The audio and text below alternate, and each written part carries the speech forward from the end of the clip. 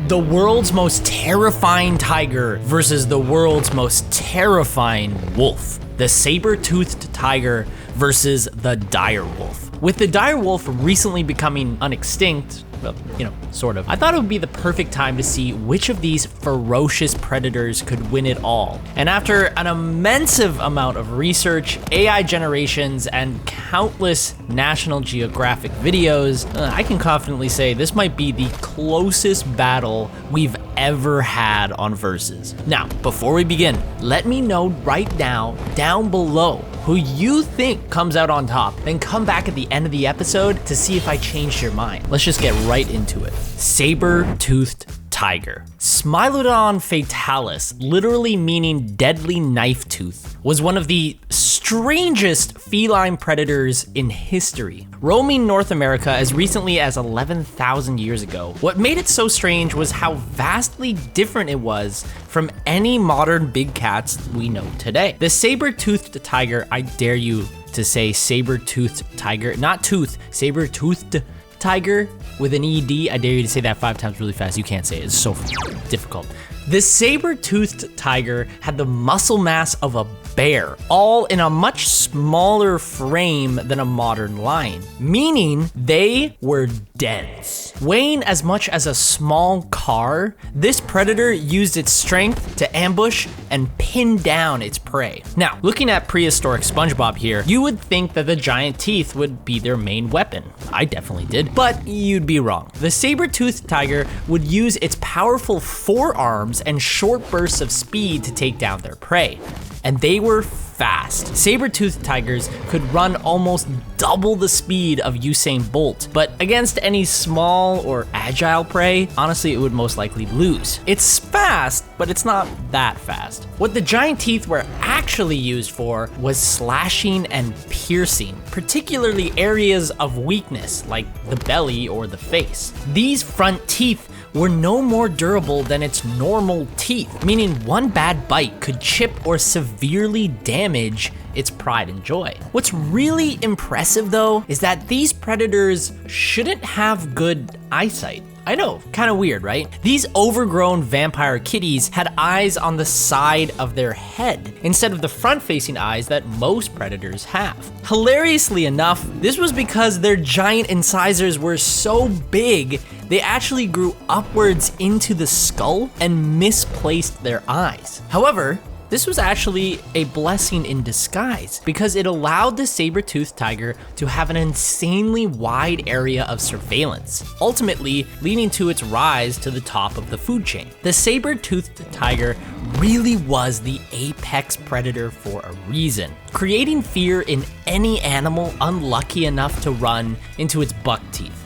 But there's one animal that could match it: the direwolf. Aenocyon dirus, or fearsome dog, is one of the strongest and most terrifying wolves in history. Compared to modern wolves, the direwolves' bigger jaws and teeth, pronounced shoulders, and thicker muscles didn't stop them from being just as agile and deadly, easily becoming the apex predator in the same era as the saber-toothed tiger. That's right, both our competitors lived in the same time and environment as each other. We can see that very clearly from the preserved fossils from the Brea tar pits. They were direct competitors, but only one of them was the apex, which I can't tell you because that would be spoilers, so stay tuned. Now, direwolves were agile, but their heavier builds meant that they just weren't as quick as modern wolves. But it also meant that their thick fur and large body gave them the status of wolf tank. It didn't actually, I just gave them that. I mean, wolf tank just sounds kind of sick. This is the wolf you want in front of you, grabbing and pinning prey with its extremely impressive bite strength and muscle mass. Direwolves' eyesight were also particularly amazing at night, not so much at distance, but it would also rely on the same tactics as modern wolves and dogs to work in packs to take down its prey. Now, you might be noticing that there's a lot of similarities with wolves. Dire wolves, in a lot of ways, are just bigger wolves, but that's still terrifying as a concept. Which means we now, looking at both our competitors, we realize that they thrive in the same areas: brute strength, bursts of speed for ambush, intimidating jaws and teeth, and most of all, they both look really cool. This is also versus most historically accurate fight we've ever had, I think. I don't know if the Cheetah versus Ferrari, technically they're also in the same time frame, but I don't think they fight each other. Anyway, let's just get right into the fight. It's time for the first fight. A true 1v1, a basic arena, no complications, no help, no environmental hazards. Just a Saber-Toothed Tiger versus a Direwolf. It's the matchup everyone's been waiting for. Actually, it's me, I'm everyone. This is the match I've been waiting for, but you guys can like it too. So let's just jump right into it. I have to be real with you folks. I'm terrified. The deadliest feline in history versus the deadliest wolf in history. It's a battle that has happened for hundreds of thousands of years, and what we're about to watch is history unfolding in real time. The Saber-Toothed Tiger and Direwolf look at each other, slowly pacing around the arena. Both are waiting, silently looking for any opportunity to slip in and deal the killing blow. This isn't gonna be a long, drawn-out fight. One wrong move can spell certain death. The Direwolf takes a step forward, growling while trying to make itself look big, but the Saber-Toothed Tiger is unfazed. It takes a step as well. We're just waiting for that one defining moment, which is right now. The Direwolf dives in at the Saber-Toothed Tiger, going straight for the neck. The Saber-Toothed Tiger tries to jump away, but the Direwolf has nicked our competitor. The Direwolf charges in again, and oh, the Direwolf has got the Saber-Toothed Tiger in the shoulder. The wolf uses its overwhelming strength to grip tight, digging into the muscles of this giant bear predator. But something is wrong. The Saber-Toothed Tiger sees this not as a fatal blow, but as an opportunity. The Saber-Toothed Tiger unsheaths its claws, grips them directly into the Direwolf. It's a battle of strength now, but this kitty has more strength than you could ever imagine. And it also has saber teeth. The Saber-Toothed Tiger uses its grip to turn its enormous neck muscles to slash and pierce the belly of the Direwolf. Just look at it, life fading from its eyes. It's over, folks. We have our winner, the Saber-Toothed Tiger. In a straight fight, no complications, no hazards, strength versus strength, I have to give it to the Saber-Toothed Tiger. Both competitors' strategies are getting that one death grip, but the Saber-Toothed Tiger is a tank. The Direwolf has a muscle mass of around 150 pounds, while the Saber-Toothed Tiger can reach as much as 500 pounds of muscle. Now, that difference in weight makes a huge difference in the fight, especially when it comes to 1v1. But I get it, this is an unfair fight. Wouldn't a Direwolf fight against a Saber-Toothed Tiger with its pack? Do Saber-Toothed Tigers fight in packs? What would happen if multiple Direwolves got hold of this giant Saber-Toothed Tiger? Could one predator outsmart the other? That's too many unanswered questions here to call this a closed match. So we're diving in to the lightning round to explore how our competitors can gain the advantage on one another. Then, once we're done with the lightning round, I'm jumping right into the real fights. Realistic battles, large group battle, and maybe one factor that could change everything. But first, the lightning round. Hunting tactics. The Saber-Toothed Tiger and Direwolf coexisted in North America together around 11,000 years ago. So it's easy to see who had the better hunting tactics because we kind of have extremely detailed proof. Looking at many well-preserved bones from the Brea tar pits, we can see exactly how each animal would hunt, and it's kind of crazy. The Saber-Toothed Tiger's main weapon weren't the massive tusks growing from its face, but rather those extremely powerful forearms, the associated chest muscles, and then the hidden weapon, these massive grappling hook claws. The saber-toothed tiger, as an ambush hunter, would find its unsuspecting prey and dive at it, gripping and pinning the animal down. And this is where the teeth would come in. With massive muscles on its neck and the capability of opening its jaw over 130 degrees. If you're having trouble imagining what it would be like for someone to open their jaw over 130 degrees, here's a scene from the movie It. So just imagine this, but if it was real. Yeah, that's kind of terrifying, right? Our competitor uses those teeth to slash and pierce weaker areas like the belly. So the combo would be ambush, bite, grab, pin, and then finish with a slash. A pretty deadly combo, and it's why saber-toothed tigers were able to take out prey much bigger than itself, like giant sloths and even young mammoths. Just think about that. Something smaller than a lion was able to take out mammoths. That's crazy. Now, the direwolf, as cool and amazing as it is, didn't do anything different from what we know about modern wolves. The direwolves would take on medium-sized prey, like deer or elk, and would take down its prey through a pack formation, taking small, shallow bites to cause slow damage to their prey.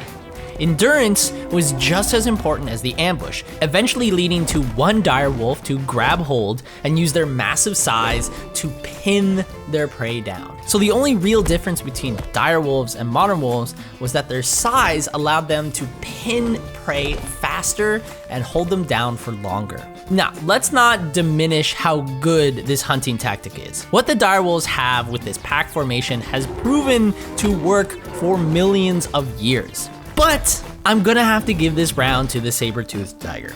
It's really rare for a predator to take down prey much larger than itself consistently, and how often the saber-toothed tiger did it was terrifying. Plus, paleontologists have confirmed that the direwolf would scavenge off the fresh saber-toothed tiger kills. So I guess they knew who the top dog was. The top cat? The top cat doesn't sound as fearsome. Winner. Saber-toothed tiger. Bite force. Look at the teeth of both of these predators. Which one terrifies you more? In the bite force round, I'm gonna tell you which of these bites you'd prefer.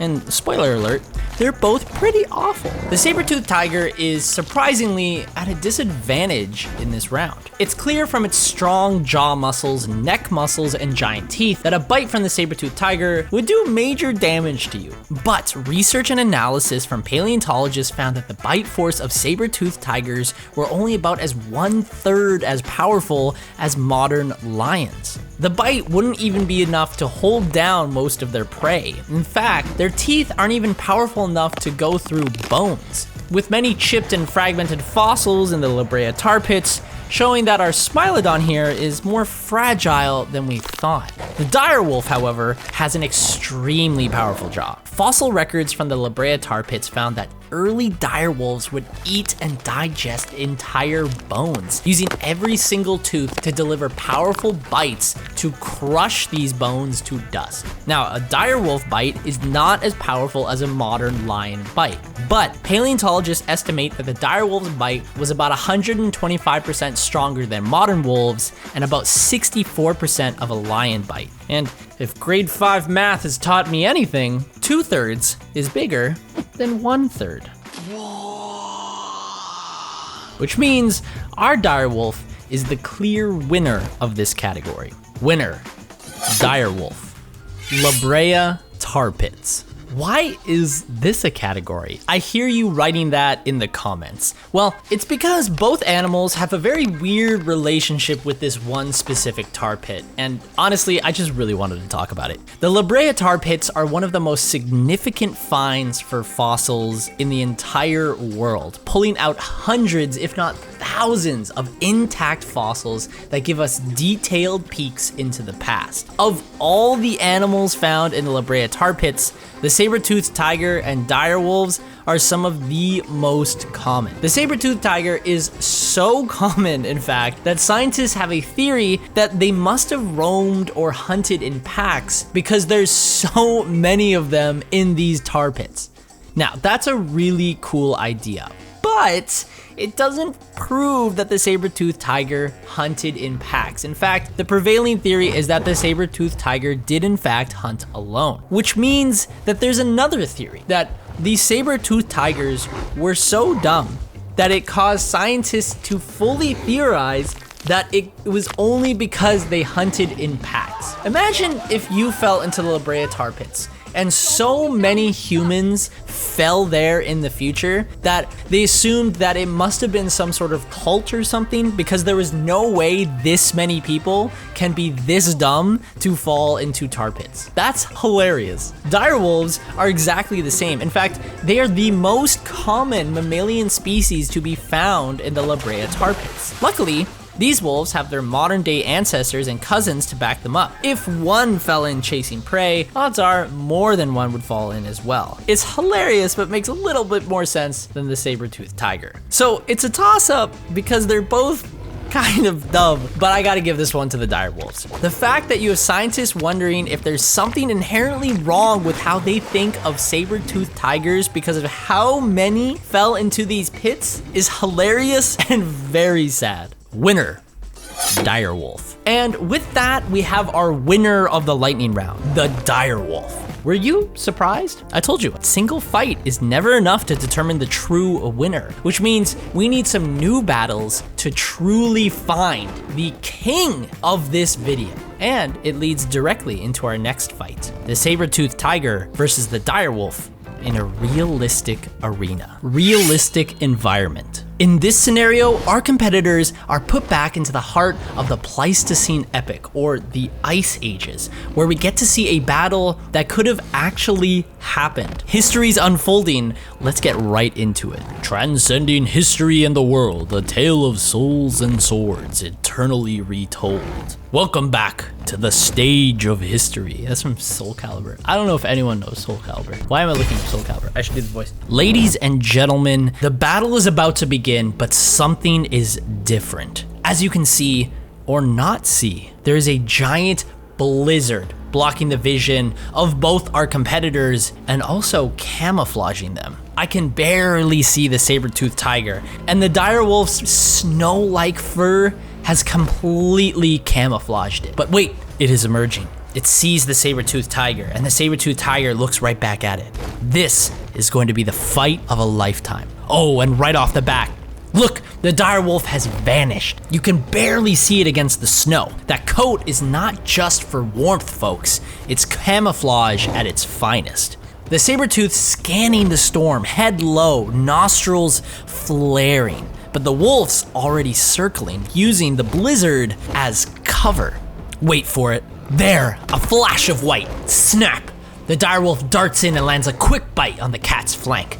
The wolf knows it can't go fang for fang in a slugfest. It's going gorilla style, slicing and slipping away. The Saber-Tooth spins, eyes locked, pupils wide. It's noticing something. Those eyes aren't just for decorations, folks. They're motion detectors tuned to perfection. One wrong twitch, and this fight flips. And here it comes. The Direwolf lunges in for another strike, but the tiger is ready. It pivots on those massive shoulders, claws exploding through the snow, and BAM! That's contact. The Saber-Tooth's got the wolf pinned with his 500 pounds of pure strength. Those forearms thicker than a man's torso, pressing down like stone pillars. The wolf's thrashing, snapping, but it's no use. No, oh no, the tiger's lining up those famous saber teeth, but instead, ooh, a forearm strike, claws slicing clean through the wolf's belly. That is a devastating finisher. And just like that, the storm calms, the snow settles, and the Saber-Toothed Tiger stands tall over the fallen direwolf. I'm sorry, but it looks like it stood no chance against it. Unfortunately, even with camouflage, the direwolf wouldn't have the strength to really pin down the Saber-Toothed Tiger by itself. It's strong, it's powerful, but it's no match for something that is regularly taking down mammoths.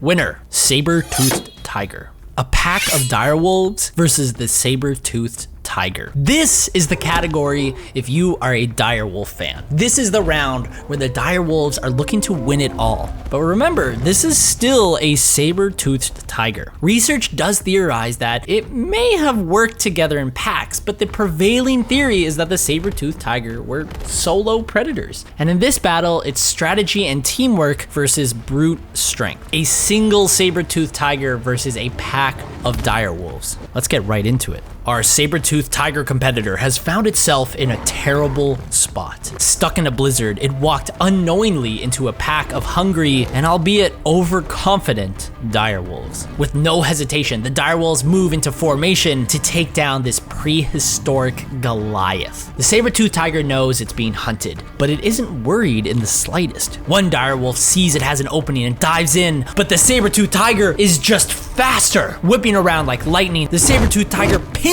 the direwolf down to the ground before it has a chance to bite anything, piercing its heart with those massive forearms. One direwolf down in one singular motion, this saber-toothed tiger is looking to intimidate the pack into making bad decisions. Or maybe just scare them off. But these direwolves have been working as a faction for a long time. Their teamwork and strategy developed over thousands of years. Using the blizzard to their advantage, the direwolves dart and weave in and out of sight, but there it is, the first injury sustained by our saber-toothed tiger. It's small, it's shallow, but he bleeds. This is a war of endurance, and the direwolves, well, they were built for this. Now it's a blur of motion. Our tiger slashes wildly as the direwolves start darting in and out like icy ghosts. Every strike the saber-tooth lands, it's another chance at survival, but nothing is landing. The storm thickens, the saber-tooth tiger can't see. The wolves have disappeared, silent,